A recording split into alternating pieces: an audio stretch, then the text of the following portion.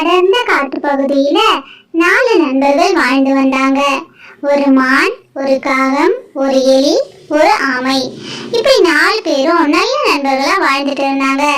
அந்த காட்டு பகுதியில எப்பொழுதுமே அவங்க சுதந்திரமா பேசிட்டு தான் அவங்களுடைய பொழுத கழிச்சிட்டு இருப்பாங்க. அந்த காட்டு பகுதிக்கு வேடன் ஒருவன் வரத அந்த மான் பார்த்துடுச்சு. உடனே பதறி போய் தன் நண்பர்களிடம், நண்பர்களே, இங்க வேடன் ஒருவன் வரான், நம்ம எல்லாரும் போய் ஒளிஞ்சுக்கலாம்னு சொல்லுச்சு. உடனே ஆமா சொல்லுச்சு, நீங்க எல்லாரும் வேகமா ஓடி போய் மறைஞ்சிக்கிறீங்க, நான் எப்படி வேகமா போறது அப்படின்னு சொல்லி வருத்தப்பட்டுச்சு.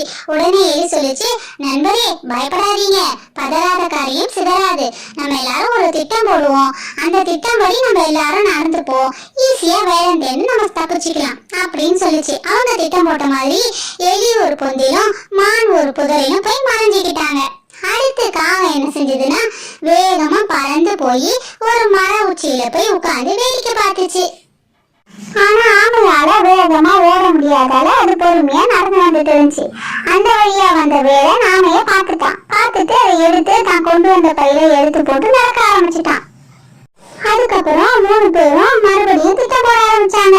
அதன்படி காக்கா ஒரு மரத்து மேல ஏறி உட்கார்ந்து வேடன் போற பாதையை பார்த்து சொல்லுச்சு.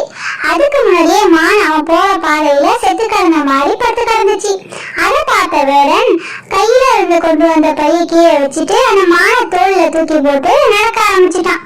அதை பார்த்ததும் எலி திரும்ப வந்து தன்னுடைய நண்பனான ஆமையை காப்பாத்துறதுக்காக அதோடைய பற்களால அந்த பைய நல்லா கடிச்சு ஆமைய காப்பாத்தி 2 பேரும் நடந்து போனாங்க.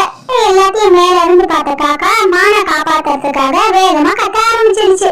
மானை அதை புரிஞ்சுக்கிட்டு குதிச்சு ஓடிடுச்சு. வேடன் ஏமாந்து போயிட்டான். அதுக்கப்புறம் 4 பேரும் பதறாத காரியம் சிதறாது என்று பேசிக்கிட்டாங்க. நம்ம பெரியவங்க சொன்னது உண்மையாயிடுச்சுன்னு